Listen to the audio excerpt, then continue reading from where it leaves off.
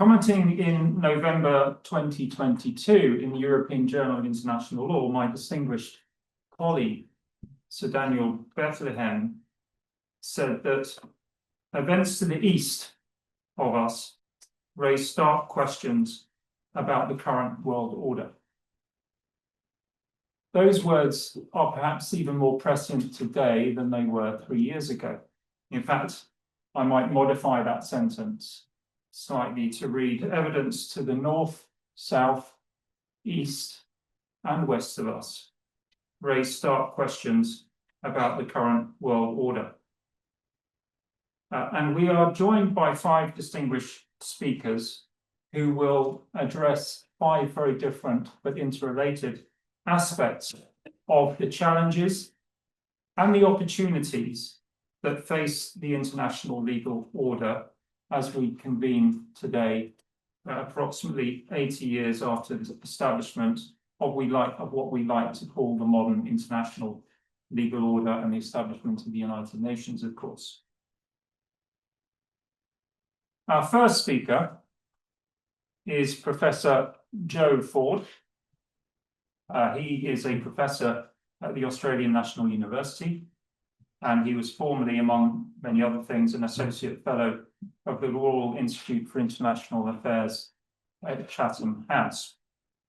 He's going to present on his paper, and that's of his colleague Imogen Saunders, entitled International Law as Geology, picking up on the characterization of Judge Crawford a few years ago of international law as what he called sedimentary formation, with a bedrock at its base, which was solid and difficult to penetrate or change, but with what he described as a layer cake above it of more permeable rules and institutions.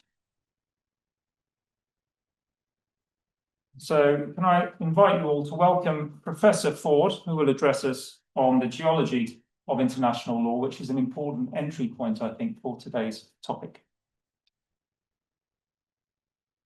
Thanks very much, and thank you to the organisers. My colleague Imogen Saunders couldn't be here, my co-author. I feel like I've come full circle from being a student here in the late 90s under Judge Crawford, James Crawford, to giving a paper today, in a sense, in essence, criticising some of what the late judge wrote. So in mid-2017, Crawford gave a public lecture addressing the increasingly antagonistic, he said, statements of world leaders on subjects relevant to international law. He said we should be wary of the increasing rhetoric of skepticism towards international law. So we can now view that address as one contributing to a still growing body of contemporary work on how the rise of populism and populist discourse in liberal democracies appears to call into question the authority, legitimacy, and or utility of supranational legal governance arrangements. So in our paper, we chronicle some of these statements of alarm. This moment of backlash seems to differ from all other periods of criticism and contestation and non-compliance in terms of its scale and intensity. So elsewhere, we too have engaged in this literature exploring patterns supposedly driven by domestic level populism of state disengagement, delegitimization, dismissal of international legal arrangements, or perhaps of international law more broadly. So our purpose here is not to revisit that wider topic of populism and international law, but I invite you to look at our recent article in the Virginia Journal of International Law and one coming in the Melbourne Journal of International Law. So my purpose today is to explore the underpinning assumptions and implications of the way that Crawford, in his address, as one of the most acclaimed international lawyers of his generation, sought to respond to this phenomenon. He used a geological metaphor in the course of appearing to suggest that state leaders' backlash or antagonism towards international law is only of significance if it affected the core of international law and the international legal order, whereas we don't need to be alarmed about such behavior where it relates to non-core elements. We say appearing to suggest because one of the things I'll say is that he was somewhat ambiguous about the implications of this core non-core distinction.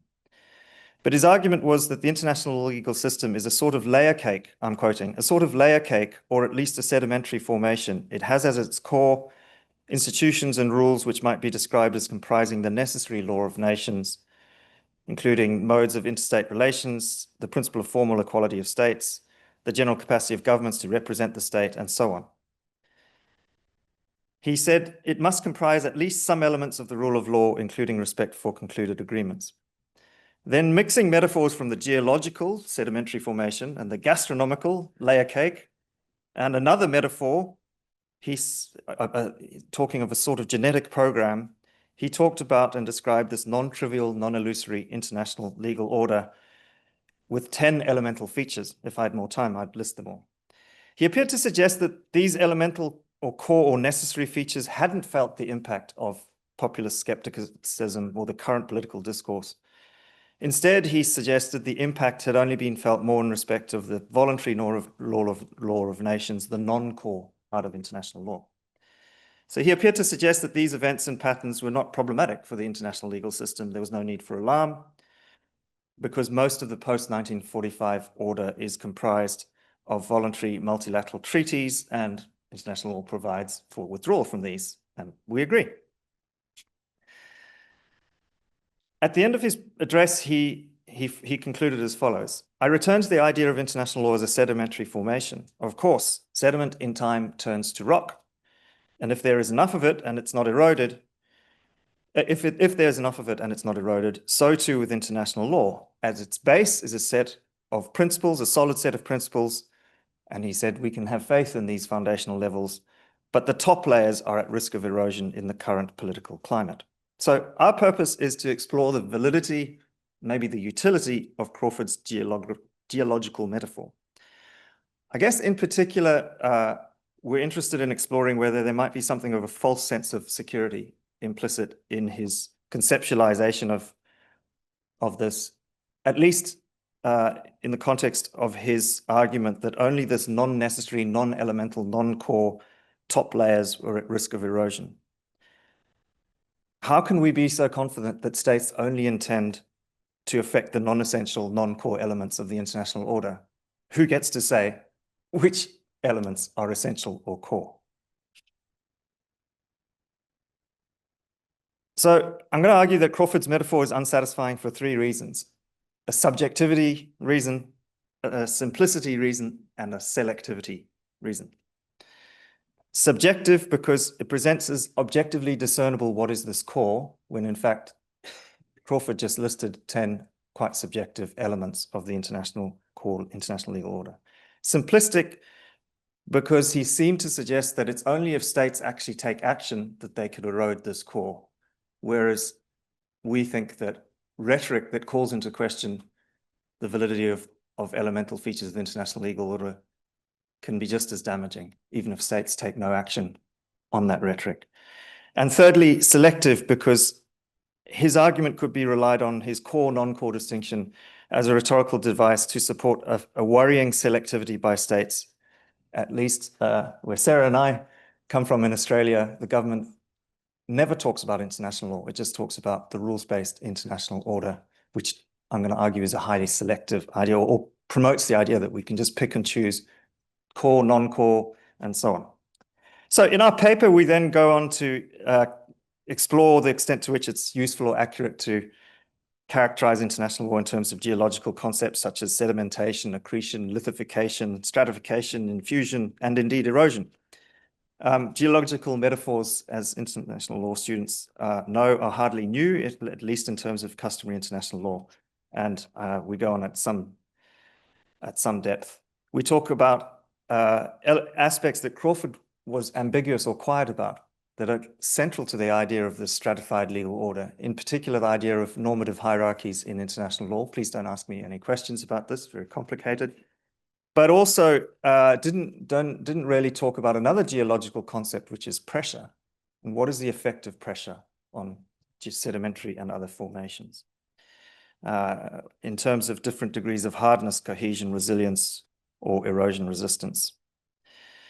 He also didn't talk about another geological idiom so key to contemporary international law, which is fragmentation. So the paper then goes on at great length to try and understand this normative hierarchies literature. And I'm just, as you can see, getting all the way through that. So Crawford was himself adding to or echoing some of the alarm around populism in international law. But his overall message was trying to put that alarm into perspective. For example, he said that state backlash against international institutions could be an appropriate response if those institutions were overreaching their mandate. So what I'm about to talk about, what I'm about to do is try and say there's one way in which we agree that Crawford's core, non-core distinction might actually be useful. It can help us to, in this time, to put into perspective the sense of existential crisis around the future of the international legal order. Because his implied point was that alarm is only justified if it affects the core, if the core is being carved out, eroded, or undermined. So this is a useful reminder in the populist era that since withdrawal from one or more treaty regimes doesn't necessarily imply rejection of the idea of treaties. Voluntary withdrawal from a voluntarily assumed obligation is hardly destructive of fundamental norms and understandings necessary to the idea of functioning legal relationships. So withdrawal from a treaty regime might, like the Paris Agreement, might undermine cooperation on an issue, but it doesn't undermine the idea of a treaty or the idea of international law. So some of this alarm we think is misplaced. It's not system rejecting behavior.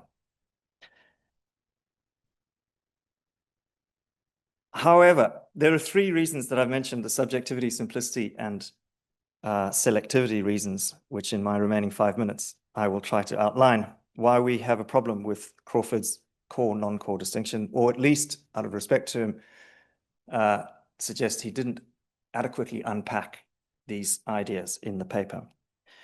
So the first is the subjectivity idea. It's too subjective a concept. The whole metaphor relies on there being consensus or certainty as to what counts as core obligations or features. He argued that some of the fundamental principles of the rule of law, such as pacta sunt servanda, form this core. So if he had stopped there, I think it would have been very hard to argue against this idea of core and non-core elements of an international legal order. But he went on from there. He went on to assert that various structures of the post-1945 legal order were elemental. For some reason, he didn't use his own device of core and non-core. He talked about elemental. And he listed these 10: nuclear non-proliferation, human rights, all sorts of things, environmental law. Many of these regimes and structures that he described, we think, could be dismantled or replaced or rejected by states without at all necessarily disowning or damaging the idea of an international society regulated by law. You would be undermining the core of one particular legal order, the post-1945 legal order, but not the idea of international legal order. So the geological metaphor simply relies too much on an uncertain and subjective conception. And he didn't express enough self-awareness that he was just projecting a very particular, what might be called, I'm conscious Professor Angi is here, a very particular post-1945 liberal framework of international legal relations. So he said it would be very difficult to withdraw wholesale from this order, but that's not the same as whether withdrawing from it would undermine the international legal order itself. Secondly, we think his core, non-core distinction was too simplistic. It's artificially selective of the effects of pressure on the geological formation. He can be read to suggest that states can behave however they wish towards non-core elements of the international order, these features closer to the surface, without in any way damaging the deeper core, because these are distinct layers. And we think this assumption is problematic, or at least requires further unpacking. And in the paper, we try to do that. So please publish it and then read it. So his distinction between core and non-core assumes very particular types of threat that only affect these top surface non-core layers and have no effect or prospect of shaking or splitting the solid base. It doesn't account for the idea that due to states undermining or delegitimizing particular parts of the system, they actually delegitimize and undermine the whole. Multiple and repeated statements by states that appear to only erode this top non-core layer might, we think, come to affect the idea of international law as the overall edifice having any significance at all. So finally, so that's the simplicity critique. And finally, the selectivity critique. We think that when referring, as he did, to the rules-based international order, which, as I said, has become a staple of Western governments, and in the paper we outline this, there's a selectivity problem that his core, non-core metaphor could exacerbate if it's relied on, given his reputation, for example.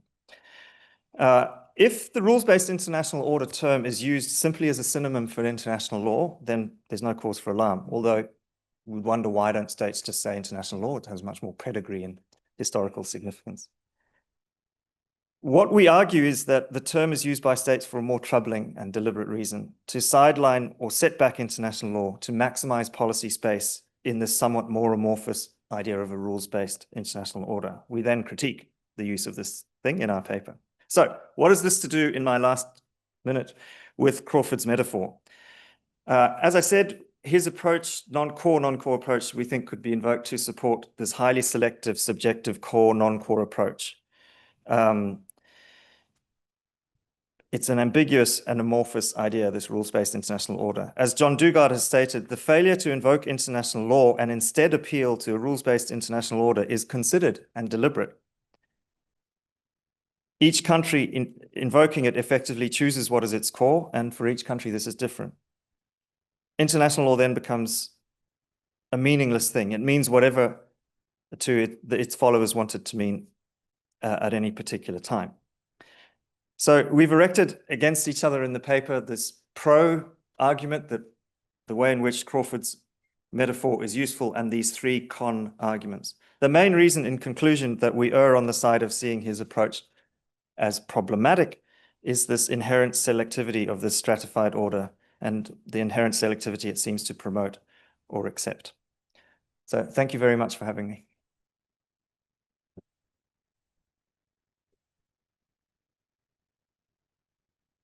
Thank you, Professor Ford. If there is to be a reconstruction of the international legal order, it probably falls on the international community as a whole to undertake that reconstruction. But what is the international community? Does it even exist? Our next speaker, Jolyon Phyffer, is ideally placed Jessie to answer that and other questions. She is a PhD student whose research focuses on how the term international community is used in international law and the legal implications of employing it. Jessie, over to you. Thank you. So hello, everybody. My paper is titled The International Community, a useful rhetorical technique to induce a common interest-based international legal order. And the crux of my argument is that the term international community has certain connotations, ideas, and assumptions attached to it, which can be used if the term is intentionally and thoughtfully invoked in international law to augment or interpret international law in a way that promotes a more explicit common interest-based international law, and particularly an international legal order that has solidarity entrenched into it. So I will start with the four assumptions that are that stem from the word community, coming from literature in sociology, international law, and international relations, and explain how these four assumptions can impact international law. So the very first assumption, when a state or any kind of international actor uses the term international community, is that they project that the international community actually exists. Whether they think it exists, what constitutes it, is actually rather irrelevant. The fact that they use the term means that they either believe it exists or that they want whoever is listening to them to believe that it exists. So just to give you an example of how often the term is used in statements from states, in the General Assembly or the General Debate to the 78th General Assembly of the 186 states that made statements, 134 of those states used the term international community. Some of them using it multiple times, some only once, but they all used it and in multiple different ways. But it at least projects the belief that states think it exists. As a result of its existence, three other ideas or assumptions are invoked. And these are the ones that can have an impact on international law and how we can approach international law. The first is that a community necessarily has common interests, meaning that any interest or issue described as that of the international community is automatically made common, even if it's not actually common, even if it's purely domestic or internal. I'll talk about the impact of the first and second together. So the second then is, and this is the most important part of the term community, is that when you invoke the term community or when you live in a community, there is an expectation of solidarity. Communities definitionally require solidarity. In the absence of solidarity, we will only have a society in which all entities can stay, but societies can have communities within them. Communities are close-knit groups of social organization and ones that particularly have solidarity amongst their members. Solidarity is a great drawing force for a community. It's the reason an entity or a person or a state would want to be in a community. And that's because solidarity implies or requires a hierarchization of interests, specifically placing common interests at the apex.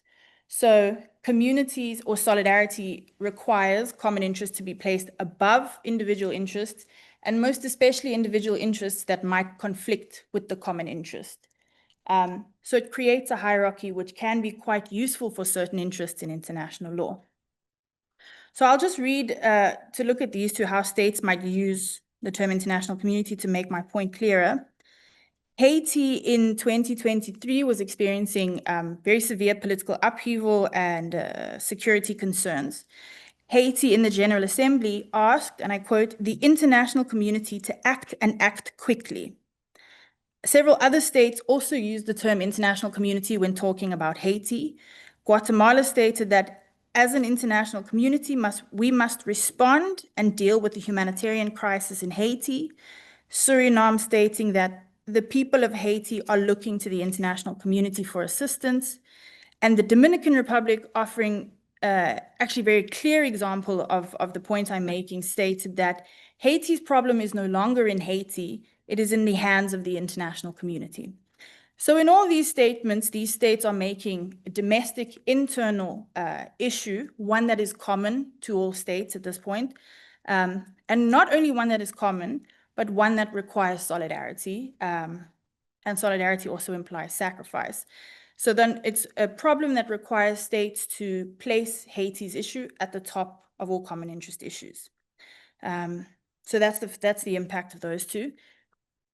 The impact, especially of solidarity on international law, is that it has the potential to erode sovereignty. The term community requires solidarity, and solidarity is itself an erosion of sovereignty. So a thoughtfully placed international community in a Security Council resolution or in a treaty might have the effect of eroding sovereignty by placing the interest at the apex of the hierarchy. And then the final consequence or the final assumption attached to the idea of community is that communities are relational. They are often defined by, its membership is defined by what it is not. So you have an in-group and an out-group of a community.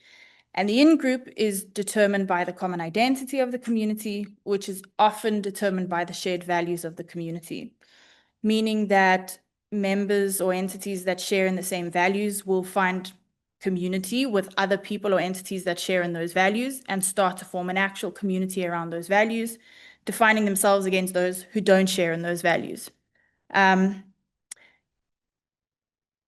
Right, so we can see, so this has the power of exclusion. So it is a way of identifying who is acting contrary or on the outside as an enemy to the international community. And Poland, in its statement on Russia in the General Assembly, is actually quite an excellent example of this. Admonishing the Russian intervention in Ukraine, Poland stated that it has consistently opposed Russia's imperialist and neocolonialist policy. Angered by the various ways in which Poland has been libelled in what it calls a Russian manipulation and disinformation campaign designed to conceal Russian crimes against the civilian population, Poland called on we as the international community to draw conclusions from the situation. We must confront manipulation and disinformation. We must fight against the hypocrisy of history and the reversal of the roles of henchman and victim. What is evil should be called evil. A crime should be called a crime. In this statement, Poland uses the term international community in a very exclusionary way. So number one, it considers itself part of the international community, saying we as the international community. It identifies the values that it feels are the values of the international community, specifically being truth and good. So confronting manipulation, disinformation, and what is evil should be called evil. So positioning itself on the opposite of those. And very subtly placing Russia as an opposition to that, Russia as an outsider to this version of the international community, this anchored international community. So the ability to exclude has two impacts in international law. One is direct and one is indirect. The direct one is that when we see the term international community attached to certain values, it becomes much easier to identify which values define the international community. So knowing who is on the inside and on the outside becomes a bit clearer. And secondly, indirectly, when states like Poland has done here in their relationships with one another in General Assembly sessions, cause the actions of another state as contrary to the international community, or more subtly as Poland has done, we are able to identify states who will then lose out on the solidarity offered explicitly and exclusively in the community, meaning that the sacrifice and solidarity that states within a community offer each other is not offered to any state that is on the outside of the international community. And this can be abused, very much so. It was a similar type of way of thinking with the civilized and uncivilized nations. So what you would need is really objectively defined values, which we could find in Youth Kogan's. But it can also be used as a coercive measure to try and get states to feel the loss of solidarity, to induce them into rather wanting to be part of the international community than on the outside of it. That's it. Thank you so much.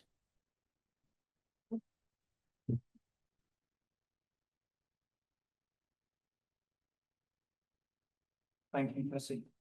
Particular thanks for finishing slightly early. Our next speaker is Dr. Sarah McCosker. She is a partner of Lexbridge, the first specialist international law firm and consultancy in the Asia-Pacific region. Sarah previously worked as an international law advisor for the ICRC in Geneva and at the Office of International Law in the Attorney General's Department in Australia. Sarah's going to speak to us about the rise of what she calls non-treaty instruments, or soft law perhaps, and its role, if any, in the construction of our new legal order. So over to you, Sarah, as soon as your slides are up and running. Oh, no way. Right. Well, good morning, everyone, and thank you very much for the IT assistance, much appreciated. So thank you for that introduction and the opportunity to participate in this conference. And today I will be focusing on the implications of less than treaty status instruments for international law. And my main argument is that these instruments are playing an enormously significant role in international relations, but that they are under-examined and not well understood. Although they're typically seen as being within the purview of international relations and diplomacy, they actually raise a number of very complex and interesting questions that are relevant for international lawyers to explore more deeply. So this is part of a major research project that I'm undertaking with my co-author, Associate Professor Esmé Shirlow of the Australian National University, who's just had a baby, so cannot be here. But I'll be speaking on behalf of both of us. And this topic very much brings together scholarship and practice. And so today I am speaking informed by my practice, and non-treaty instruments are a big part of my daily work. So over the last 2 decades, a significant proportion of my practice has been about negotiating, drafting, and advising on the interpretation of both treaties and less than treaty status instruments. And this has been particularly through my past and current roles as an international law advisor to the Australian government. So today I'm speaking in my personal capacity, but I will be drawing out within confidentiality constraints some key points that I think are of interest to this broader topic that we're dealing with about the international law-based order. So some key questions that you can see there on the slide. I won't speak to all of them, but just really about how we situate these instruments within the system of international law, and to what extent is actual state practice in this area, even though the law of treaties, for example, is not formally applicable. To what extent is the law of treaties and other aspects of international law actually shaping and guiding and informing practice regarding non-treaty instruments? How do the sources of international law interrelate with these instruments? And what are some of the bigger picture challenges and implications? In particular, and this is a focus for me as a practitioner, what are the implications for how capability is developed within states, particularly in developing states? And how do we allocate expertise and resources within government? So first I'll speak a bit about the phenomenon of the rise of less than treaty status instruments, quickly map some of the existing scholarship on this issue, speak briefly to some of the key questions concerning the sources of international law before finishing talking about some of the bigger pictures, challenges and implications that I see. So speaking about the rise of non-state instruments, well, over the last decades, states have increasingly resorted to these kinds of instruments rather than treaties as key tools to effect intergovernmental engagement. And I'm not saying, of course, that treaties don't continue to be crucially important in our international system, but it is certainly the case that treaty-making processes are often just not proving fit for purpose for the needs of international actors in a dynamic, multipolar world.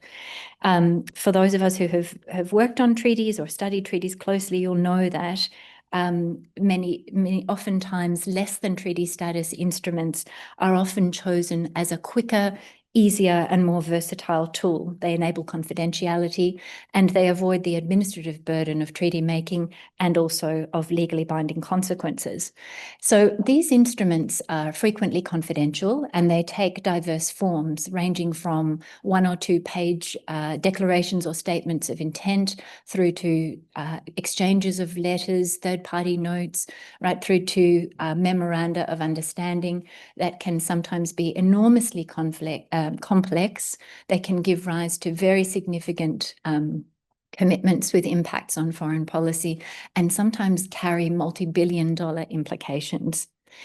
They often include many confidential subsidiary instruments concluded beneath treaties, focused on the implementation of treaty obligations. So they serve as this kind of substrata of treaties that's often invisible externally, but really crucial to the way treaties work in practice. So as this picture shows, they operate in a partially hidden, very complex network that augments the world of treaties and that really shape and coordinate and constitute multiple relationships across very diverse fields of international cooperation. And, you know, while treaties continue, as I said, to play a very important role, the sheer numbers of non-treaty instruments far outstrip the number of bilateral and multilateral treaties. So you can envisage the picture on the, sorry, it's not clicking through here. I may need a little technical help, but I have a picture here that shows that the number of treaties is far outstripped by the number of That is of less than treaty status instruments. So it's a much more complex and variegated picture. I'll just keep going while the slides are coming up. But just to say, if we map existing scholarship on this topic, there's been a lot of existing scholarship already, and you can summarize it in different ways. Firstly, I would say there has been a collection of writing on the role of soft law in different fields of international engagement, which is really looking at the role of non-binding instruments in shaping normative development. And this overlaps to some extent with scholarship that focuses on informal versus formal modes of treaty making or law making. And then there's also been significant analysis of the increasing role played by non-treaty instruments like manuals, guidelines, the results of groups of expert recommendations. And we see this, for example, in particular in international humanitarian law. So fields where thanks, but I've got no ability to click. So fields where the pace of technological development far outstrips the ability of states to negotiate binding treaties, such as humanitarian law, for example. And then we also have another set of scholarship that concentrates on the role of less than treaty status instruments in particular jurisdictions. For example, Professor Hathaway's research on US executive agreements, and the focus of that scholarship is really on transparency, accountability, and so on. And then, of course, picking up on some of the discussions about the work of the ILC this morning, we have the increasing interest in non-treaty instruments from the International Law Commission, which in 2023 included the topic of non-legally binding instruments in its long-term program of work, with the special rapporteur producing a first report last year, which identifies several key questions to be examined. So we also have the Council of Europe Committee of Legal Advisors on Public International Law having issued a questionnaire in 2022 trying to elicit examples of state practice on non-treaty instruments. But at the moment, there are no holistic investigations of actual statecraft in developing non-treaty instruments that provide an in-depth assessment of their implications for the sources of international law and how international law works as a whole. So this is the focus of our research project. Sorry, I'm going to try. There we are. So very briefly, I'm going to just speak to some of the key questions relating to key sources of international law. So even though, as I said, international law is not formally applicable to the negotiation and drafting of these instruments, from my professional experience, it's certainly the case that many aspects of the laws of treaties are influencing the shaping, the drafting, the negotiation and interpretation of these instruments. When I pick up a draft instrument, whether it's been drafted by another country or by colleagues, I can tell quite quickly, one can discern whether it has been drafted by somebody with international law experience and training. So it's certainly the case in my experience that principles from the VCLT, Articles 31 and 32 are, whether consciously or unconsciously, they are shaping the way that states are using these non-treaty instruments. When we come to customary international law, the key challenge here, of course, is in establishing state practice and opinio juris. This is very challenging because of the confidentiality of much of this practice, but there are some dedicated units within different ministries, within different governments that showcase some of their experience to some extent. There are manuals, there are guidelines, there are templates. So I would say at present, it's difficult to establish that there's any clear customary international law in this field, but one can see patterns of behaviour. And it's interesting that some of the examples that I was referring to before, the International Law Commission's work in this area, the CARDI committee, you are seeing some examples of state practice making their way to the light. What I would say is that state practice is very fragmented also. Even within states, there are differing practices across different ministries. And one interesting example to share with you is that the Australian government, we have a dedicated specialist team within the Department of Defence that is focused solely on negotiation and drafting of less than treaty status instruments alongside treaties. So there is systematic oversight and review of all instruments within the defence space, but that's not the case across other government ministries. We also have a foreign arrangement scheme that was set up some years ago, which is designed to ensure oversight of sub-state entities. So as you know, Australia is a federal state. So instruments that are entered into by our states and territories must be subject to scrutiny to make sure that they are not inconsistent with Australia's foreign policy or foreign relations. And this was set up some years ago due to concerns that some instruments that were being entered into, for example, under China's Belt and Road Initiative, were not consistent with Australia's foreign policy. So once this new system was established, those instruments were terminated. The US as well has established legislation that requires some of its executive agreements that are non-binding to be made public to Congress, again, where there is a reasonable chance that they may impact foreign policy. So we're seeing some interesting trends starting to emerge in relation to these non-state instruments. Very briefly, what to say about general principles? Well, of course, non-compliance with a less than treaty status instrument doesn't give rise to formal responsibility under the law of treaties or the law of state responsibility. Therefore, the principle of good faith is arguably doing very heavy lifting as the main tool by which states seek to induce compliance. But the principle of good faith and the principle of estoppel seem to be, in my experience, being relied less upon by states as formal principles of international law and more really as principles of diplomacy and comity, which is interesting because it means that we are seeing a rise in use of less than treaty status instruments that are really predicated on trust and good faith in each other, gentlemen's agreements, where the consequences are really about political loss of reputation, loss of honour, loss of integrity. We're seeing this occurring at a time in international law where we're seeing a lot of tension and mistrust among states, and also, of course, a US administration that is turning away from treaties and has a more transactional and business-like deal-making approach to international law. So these are interesting issues that bring me to my final remarks about the broader implications and practical challenges of the rise in use of these kinds of instruments. So the first thing to say is that the rise in use of these instruments, I think, can be understood as a really important part of the changing dynamics of international law and diplomacy in this unsettled period.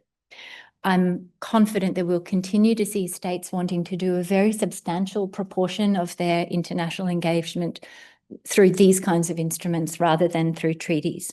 States want, very understandably, to preserve spaces for flexible engagement and to operate outside the rules and practices of international law. The question for us is to what extent you can ever really be fully outside the reach of international law.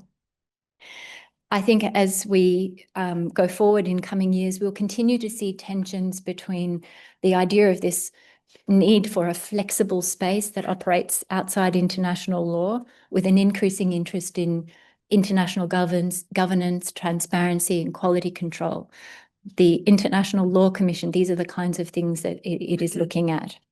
I think also the other thing to say is as a practitioner, there are important statecraft implications here. How do we develop and maintain this expertise? I see that there are emerging gaps between developed and developing countries in this issue.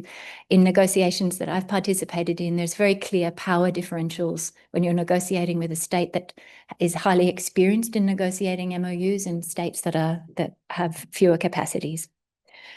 It's also interesting to think about what role artificial intelligence might play in helping to redress some of those balances, if you can rely on technological tools to help you in drafting these things. So in conclusion, the architecture of global governance is supported not just by treaties, but by a scaffold of very complex less than treaty status instruments. They are a very important tool of statecraft to achieve national objectives. So having skills in how to negotiate, draft, and interpret these instruments is a very valuable strategic asset and an attribute of state power. So in practice, I argue that this is an important area that requires us to consider it not just as part of the world of diplomacy and international relations, but actually an important phenomenon in the new and challenging international legal order that requires greater attention by international lawyers. Thank you.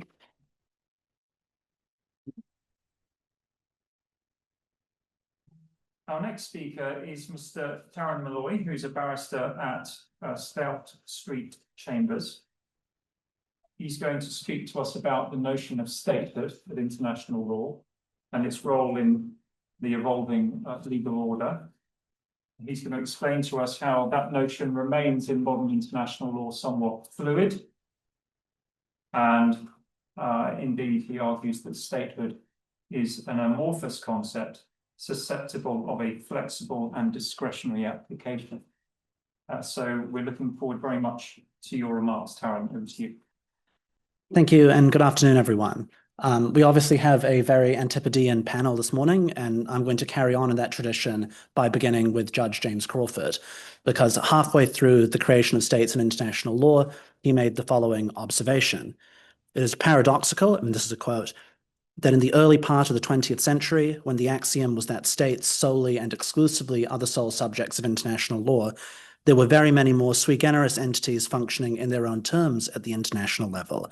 Protected states, vassal states, confederations, fiefs, dominions, etc. By contrast, in the early part of the 21st century, when international legal doctrine and theory are more open and pluralist, the number of not full sovereign entities has been enormously reduced. Despite the conclusion that statehood is not everything, the world has been homogenized into states. What I want to do in this talk is examine at least one aspect of that process of homogenization into states throughout the 20th century by looking at the differential rules of membership in the two large world-ordering international organizations of that century. The League of Nations, membership in which was expressed as being open to fully self-governing states, dominions, and colonies, and the UN Charter, in which membership in that organization is limited to peace-loving states.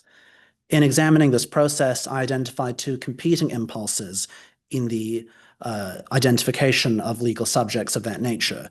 One impulse emphasizes indeterminacy and political discretion in the identification of subjects, whereas the other is an impulse towards greater codification and rationalization around the concept of statehood as something being objectively ascertainable. The upshot, as I will describe, is the uncomfortable merging of the two into its present form, where statehood has centered itself as the dominant and nominally value-neutral mode of personality for territorial polities, while at the same time its substantive and underlying content has remained fluid and discretionarily identified by those international organizations. With that in mind, I'll start with a discussion of the interwar period, where, as I've said, Article 1, Para 2 of the League of Nations Covenant expressed membership as being open to self-governing states, colonies, and dominions. Now, there are two implications from that particular drafting choice. The first is that, unlike the position today, where UN membership is taken as being a convenient shorthand for the full attributes of sovereignty and full membership in the international community, to the extent to which that's a term that we should adopt, as you've already heard on this panel, the position in the interwar period was different. For instance, it was the position of the New Zealand government throughout most of the 1920s that League membership was an exceptional circumstance that did not create a general purpose legal personality for it as a British dominion. This position persisted to the point of the New Zealand government regularly returning diplomatic correspondence that wasn't addressed via London to begin with. But the second and more important point rests on the notion of fully self-governing. The definition was discussed at length in the Paris Peace Conference, particularly by the head of the British delegation, Lord Cecil, who was anxious to ensure that British India would nonetheless be given a seat in the League of Nations despite its colonial status. At the Paris Peace Conference, Lord Cecil repeatedly pressed the American delegation for confirmations that India, in the British government's mind, a democratically administered polity, would nonetheless be assured membership. The answer from President Woodrow Wilson, taken from the travaux of the Paris Peace of the League of Nations Covenant, is as follows, direct quote, "I have spent 20 years of my life lecturing on self-governing states and trying all the time to define one. Now, whereas I haven't been able to arrive at a definition, I have come to the point where I recognize one when I see it. For example, regardless of how it appears on paper, no one would have looked at the German government before the war and said that the nation was self-governing. On the other hand, some governments are in terms less liberal than Germany was, and yet we would agree in calling them self-governing." I hope you all find that definition as helpful as I did. What this meant in practice was when polities sought admission to the League of Nations, the Fifth Committee tasked with determining those criteria had a broad-textured and fundamentally discretionary task ahead of them. The indication you might get from that quote is it refers to self-governance in the Wilsonian self-determination sense. The practice, however, was quite different. Post-revolutionary Mexico and Bolshevik Russia, later the Soviet Union, had their membership applications held for over 8 years by the Fifth Committee on the basis that their mode of governance was incompatible with the notion of a fully self-governing polity. When both were eventually admitted in the early 1930s, it was by a novel procedural device that sidestepped the legal question of exact qualification in terms of the League Covenant entirely.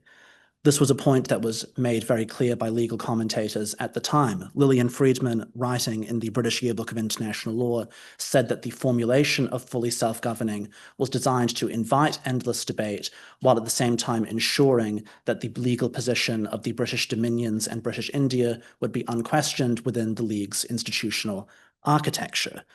So we have from that picture a very clear recourse towards political discretion and some indeterminacy in the identification of legal subjects throughout the interwar period.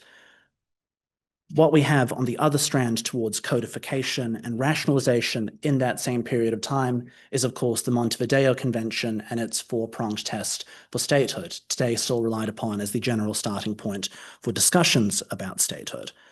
Notably, as scholars such as Arnulf Becker-Lorca have written about persuasively, the Montevideo Convention does represent a novel contribution from semi-peripheral lawyers, particularly from Latin American states, seeking a doctrinal basis on which to affirm their particular political independence. And on this reading, the Montevideo Convention's use of 4 generally objectively presented criteria for statehood can be seen as a progressive development. This is the point made by Thomas D. Grant, who writes that this project, quote, made it difficult, if not legally impossible, to exclude communities from statehood for subjective reasons unrelated to their character as independent actors in international society. However, the political practice, at least of the immediate years following the completion of the Montevideo Convention, do paint a different approach. And this is where we turn to the differential and unequal inclusion of non-white polities within the League's institutional architecture that many scholars such as Adam Getachew and Anthony Angie have written about very persuasively. Taking Ethiopia as one particular example, its membership in the League of Nations was expressed in broadly conditional terms, imposing particular forms of League oversight into matters of its internal ordering that some scholars have analogized to the position of League mandates. When Ethiopia was invaded in 1936 by the Italian fascist government, its delegation to the League presented a lengthy memorandum explaining its legal justification for the invasion, arguing that it was in effect an error by the League to have admitted Ethiopia to begin with, inasmuch as its form of political ordering, particularly its decentralized governance framework, did not fit the criteria for fully self-governing polities as understood under the League Covenant, and this argument was, while not accepted, in political practice acquiesced in by the majority of the international community as stood at the time. To complete this picture of the interwar period, then, we have a similar practice, a similar gap between theory and practice as existed in the late 19th and early 20th centuries, of a significant explosion of doctrinal innovations in writing about fluid forms of international legal personality, whereas below the surface, substantive inequalities and substantive notions of hierarchy remained. With that in mind, we enter the founding of the UN period, where, as I've said, the textual position under the UN Charter on the face of it appears relatively clearer. Articles 3 and 4 respectively limit original and subsequent membership in the UN to peace-loving states. Taking Article 3 to begin with, this is the provision governing original membership in the UN.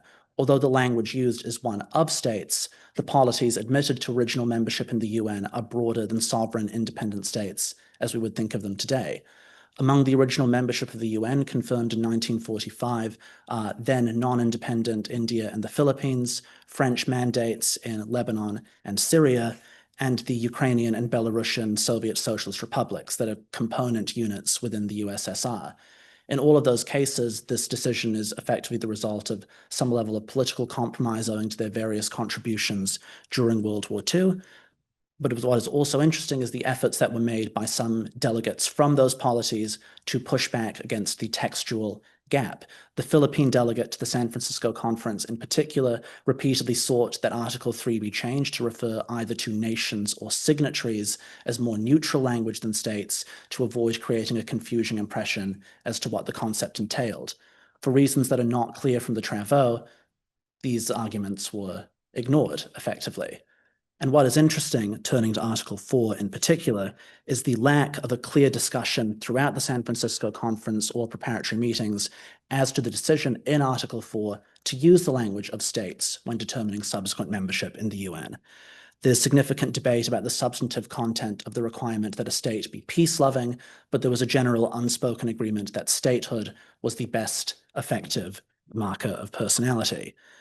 Some scholars, in particular Jerry Simpson, have made the point that this likely represents an underlying or unconscious rejection of the fluidities in legal personality that were experimented with during the interwar period, including dominions, mandates, and various experiments in internationalized governments like Free Cities and Danzig, and that this was a return on some level to the conceptual clarity of a states-only positivism that had defined, if not the practice, at least the writings of the 19th century. We then turn very briefly to the legal and diplomatic contestation of statehood as a result. The first advisory opinion put out by the International Court of Justice concerns those legal criteria contained in Article 4 for UN membership after the politics of the early Cold War presented an effective logjam in membership. The conclusion of the ICJ was that all of the criteria contained in Article 4, statehood first among them, were legally ascertainable criteria, and these were the only criteria on which a state could oppose an application for membership at the Security Council stage. However, despite the step towards rationalization, it did not provide a workable definition of statehood at the same time as the International Law Commission declined to adopt a definition in its work on a draft declaration on the rights and duties of states. The effect of this is the position that persists today. Statehood is, on the face of it, nominally legally ascertainable and nominally value neutral, but the main way in which a polity seeks confirmation of its statehood on an objective worldwide basis, that is, membership in the United Nations, remains the subject of, as we've seen, fluid and discretionarily applied criteria. The implications for this today are, of course, manyfold and can't easily be covered within 15 minutes, but to use one brief example in the minute I have left, a reading of the majority judgment in the International Court of Justice's Occupied Palestinian Territory Advisory Opinion is fruitful in this respect. The locus of consensus is around the Palestinian people as a self-determination unit, which the majority accepts comes with it the right to an independent and sovereign statehood in the concluding paragraphs of that judgment. but the question as to whether that statehood has already been achieved in objective terms and its implications for the flow-on effects of other rules of international law, including the right to self-defense or attributes of state immunity to the leadership of the Palestinian Authority, remains fundamentally unanswered in the workings of the court. With that in mind, I would invite all of you today to question whether Article 4 has been a helpful or hindering process towards the identification of some objective markers of the main form of personality as understood for territorial polities today. Thank you.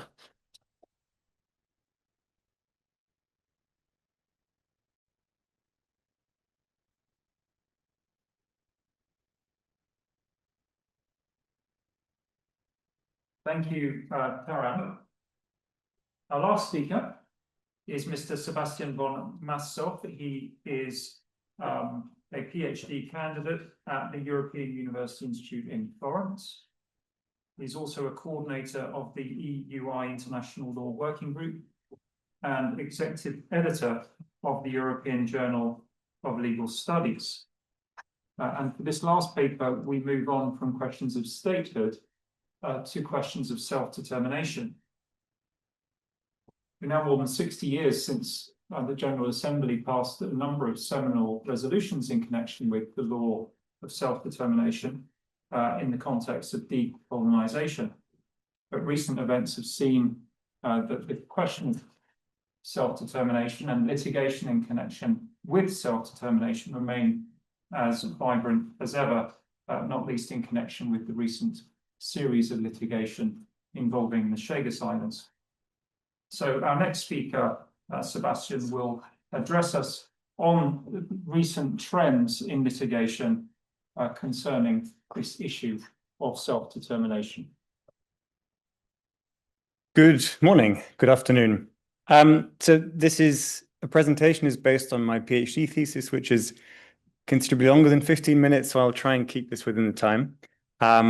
And would like to start with the challenges. So we're here to talk about challenges to the post-World War international order. And specifically on this panel, we're talking about the reconstruction of international order in the 21st century. So I'd like to talk about one challenge in particular, which is ongoing colonial occupations, and to look at one particular means of reconstruction, which is litigation. Ongoing colonial occupations are a direct affront to the international legal order that was established through the process of decolonization, and that forms the basis of the post-World War international legal order today. And these ongoing occupations violate one of the core norms that sits at the very heart of that order, the right to self-determination. Various state and non-state actors have started to litigate their right to self-determination to challenge these ongoing occupations, and in the process to attempt to reconstruct their right to self-determination. So in the next 15 minutes or so, I'd like to make two main points. The first point, which is the primary point, that litigation can be an effective means of retooling this 20th century right for the 21st century. And the second point, if I can get to it, is that international litigation can also be a means of articulating the grievances of the colonial people affected by these occupations, and thereby giving new meaning to old norms. So I'm going to proceed as follows, if I can click on to the next slide.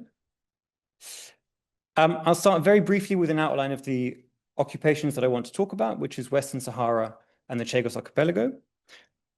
I will then move on to setting out the Front Polisario's objectives, which is the Sahrawi National Liberation Movement, before the European Court of Justice, to make a case for the instrumental potential for litigation. And then I would like to take a look at the Chagos Archipelago litigations and go very briefly through Mauritius' objectives and what they did in the courts, with a specific focus on how they included Chagosian voices within their oral and written submissions as a means of making a case for the expressive potential of litigation. So we can begin with a little bit of background. Very briefly, Western Sahara is a non-self-governing territory that was occupied by Morocco in 1975. Its people, the Sahrawi, have fled to refugee camps in neighboring Algeria, and that's one of the camps which we can see there where I did field work for my thesis. and a self-determination referendum was never carried out, and the UN peace process has effectively stalled now. Around 2012, the Front Polisario, which is the National Liberation Movement, began litigating before various domestic, European, and international tribunals as a means of challenging this occupation. And we're going to look at the ECJ today. The second situation that I want to turn to is the Chagos Archipelago. As many of you may know, the Chagos formed part of the territory of the colony of Mauritius. But in 1965, during the negotiation of Mauritian independence, the UK detached the islands and purported to create a new colony, the British Indian Ocean Territory, or BIOT for short. It did so to make way for a US military base, and between 1969 and 1972, the UK forcibly evacuated or expelled the inhabitants on the islands, the Chagosians. And they were expelled to Mauritius and the Seychelles and have moved on to the UK, and they live in exile to this day. As I will get into in more detail later, as we see on the slide there, there's the Mauritian Parliament on the top and the Chagosians demonstrating in front of the UK Parliament at the bottom, which maps out some of the differences between right and grievance that I'd like to get into later. But so let's turn first to the instrumental use of litigation and look at the Front Polisario at the European Court of Justice. To see how the Front Polisario has sought to retool the right to self-determination for their contemporary anti-colonial campaign, I'd like to turn to these European litigations. So first of all, how do we end up at the ECJ from the refugee camps in Algeria? Well, the EU has concluded a number of trade agreements with Morocco, which is occupying Western Sahara, that were applied in fact to the Western Saharan territory.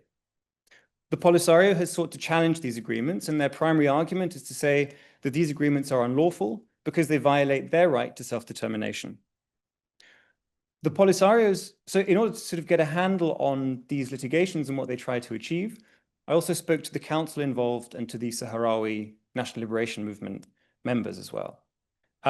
The objective in Europe was really clear. This is the Council for the Polisario, who says that it was straightforward to bring the Western Sahara at the level of Palestine within the EU, which meant consent, separate and distinct status, and recognition of the Polisario front. And also to push the EU to have a trade agreement with Polisario, as they have one with the PLO. Now, what that means on an instrumental level for the Front Polisario themselves, we can hear from Ubi Bushaya, who is the primary legal advisor and strategist for the Front Polisario. He's himself a Sahrawi who was born in the camps and is the permanent representative to Geneva for them now. And he says, when you engage in discussion with a foreign country, there has to be something real in between. We have nothing real in between with the Europeans apart from the court cases. So the economy, the financial implications, the diplomatic implications in the future makes really that there is something in between when you speak with the Europeans. Otherwise, it's all about poetry, yeah? It's the right to self-determination, international law, justice, and all of that. And I think interesting there is you can see this sort of tension between, on the one hand, very clear-sighted strategic use of the potential of law, and on the other hand, a very cynical perspective on what law promises and what law actually delivers. So how do these strategies end up panning out in court before the ECJ? I'd like to pick out one specific example for you here that demonstrates, I think, on the one hand, the potential for using litigation to reconstruct a right like the right to self-determination, and on the other hand, points us to some of its limits. So one of the primary questions before the ECJ was this: which standard has to be met for the exploitation of natural resources on a non-self-governing territory to be lawful?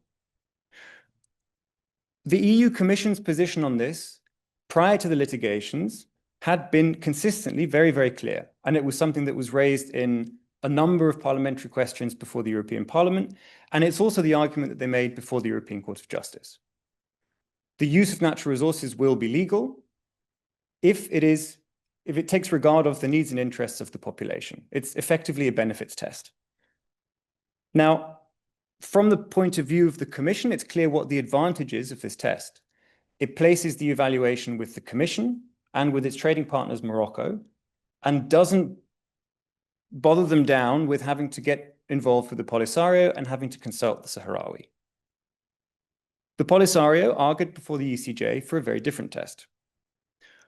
Drawing on the ECJ's own case law on Palestine, the Polisario argued for an application of the principle of relative effect of treaties.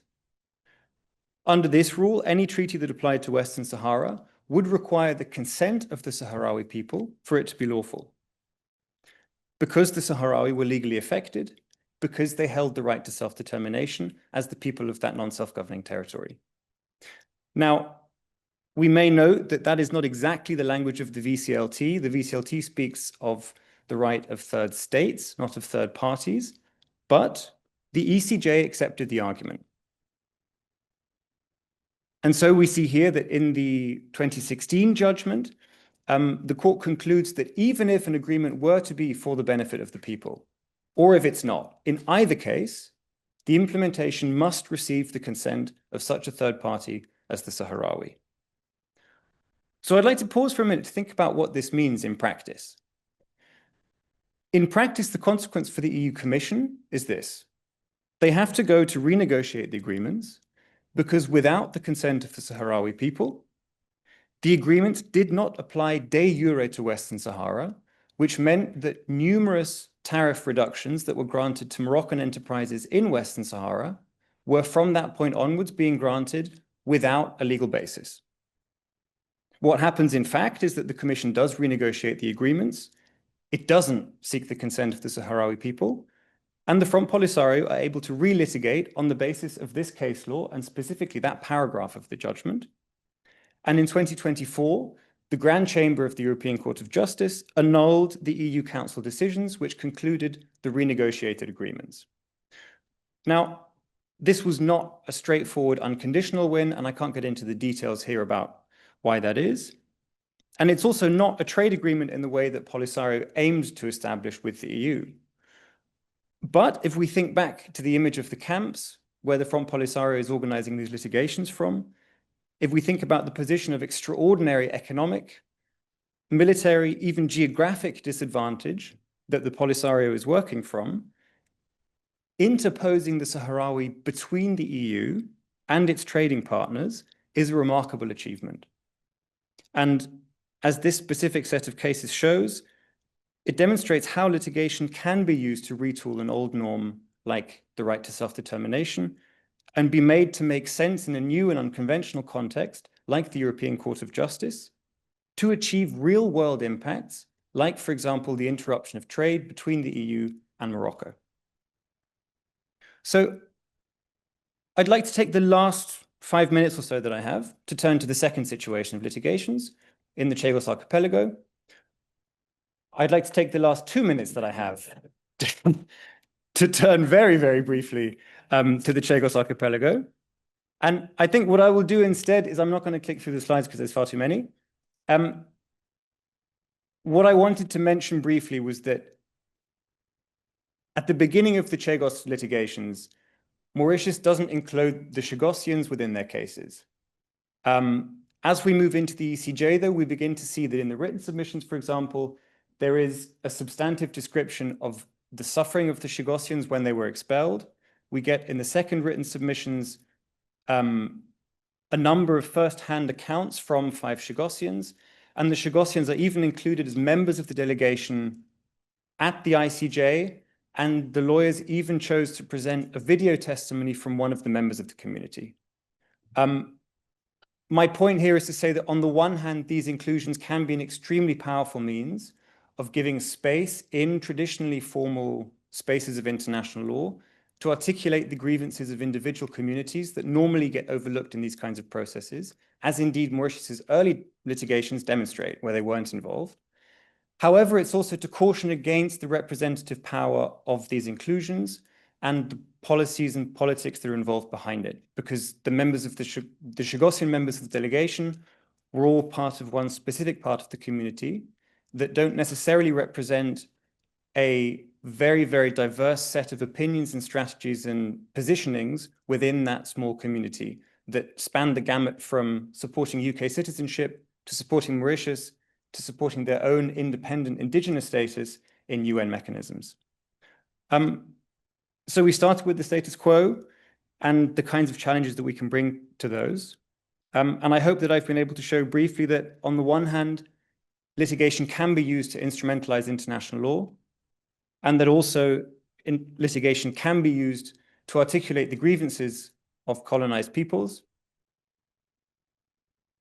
And that taken together, these litigations can provide specific examples of the potential for litigation to reconstruct old norms for the 21st century, even if they point us to those limits. Thank you very much, and sorry for the rush at the end.